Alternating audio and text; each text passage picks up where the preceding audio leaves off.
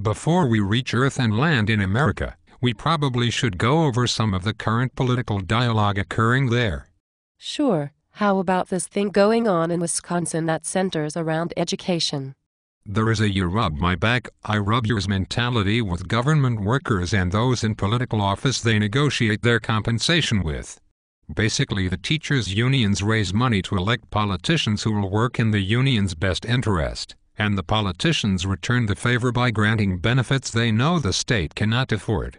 They work around this fiscal reality by assuming unrealistic pension returns and making promises that only a future legislative body will have to deal with.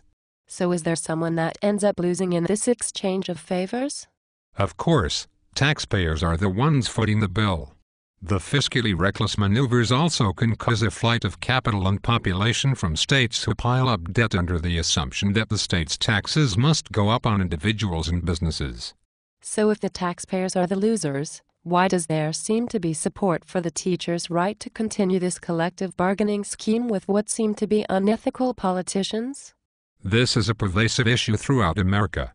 Essentially, the population has been coaxed into believing that they can pile up debt upon debt, kicking the can to the curb, promising more and more to people and no one will ever have to worry about it.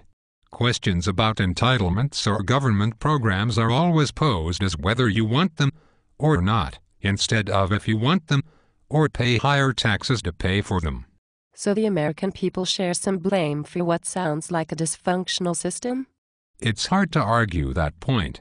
If you ask Americans if they want a tax cut, the vast majority of course would say yes.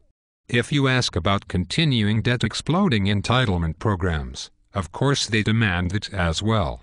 Okay, but the advancements we've seen on Earth when it comes to the distribution of information with the Internet, especially in the past 5 years, one would assume there's enough efficiencies where education costs wouldn't consume large portions of a state budget. You would think that, but one of the problems with government employees, especially those in unions, is that there is a huge resistance to change. There also is the issue of subsidies and regulations that private sector education options are tangled up in that serve as a barrier to change and efficiencies as well. So how does America's education system currently work for children? Well, kids are picked up by bus near their homes, transported 30 minutes or more each way to multi-million-dollar facilities to be taught by college-educated teachers who receive pensions and Cadillac healthcare plans in groups of 25 or less, receiving the same lessons out of the same books in 2-month increments, for 4 quarters, with 4 months off, for 12 years. There is no sector of the economy on Earth with more of what seem to be unnecessary redundancies. That sounds horribly inefficient and expensive given the greatest change in the distribution of information in the history of Earth has been realized in this generation. I couldn't agree more. The ability to micro-target educational material to individual students, the ability to offer thousands of different courses, the chance for corporations to have flexibility to work with what could be adaptive, Internet-based schools to offer courses that prepare students for jobs of the future could keep America ahead of other countries on Earth who are growing much faster and learning the benefits taught by America of free market capitalism while avoiding the mistakes of massive debt in the entitlement state. So do you believe there's any chance Americans will shift away from this antiquated brick-and-mortar education system? It is possible. But America and its taxpayers will likely have to wiggle itself free of the government and union control its education system currently finds itself shackled in.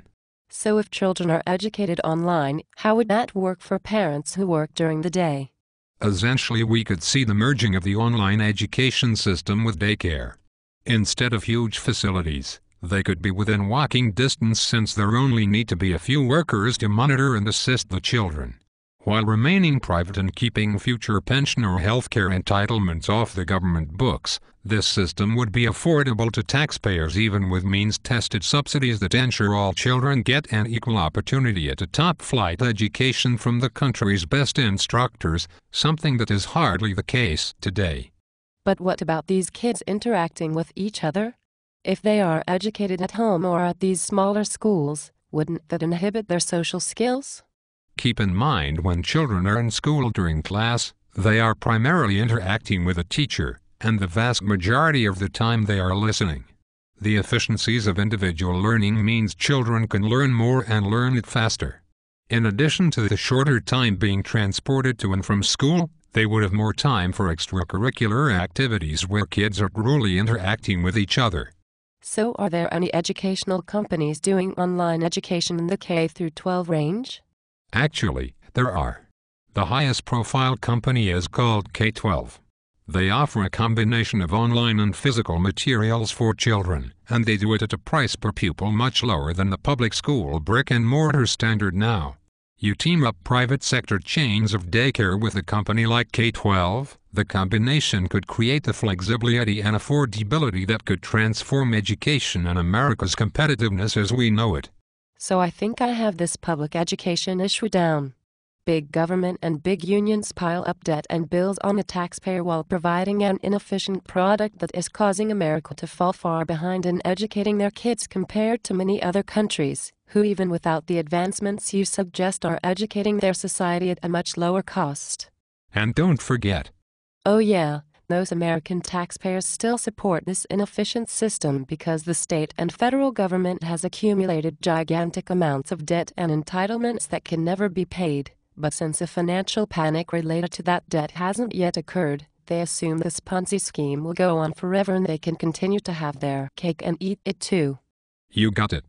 Fortunately, we robots didn't have to worry about such primitive educational systems. We were just equipped with hardware that had us ready to be productive members of society right off the assembly line.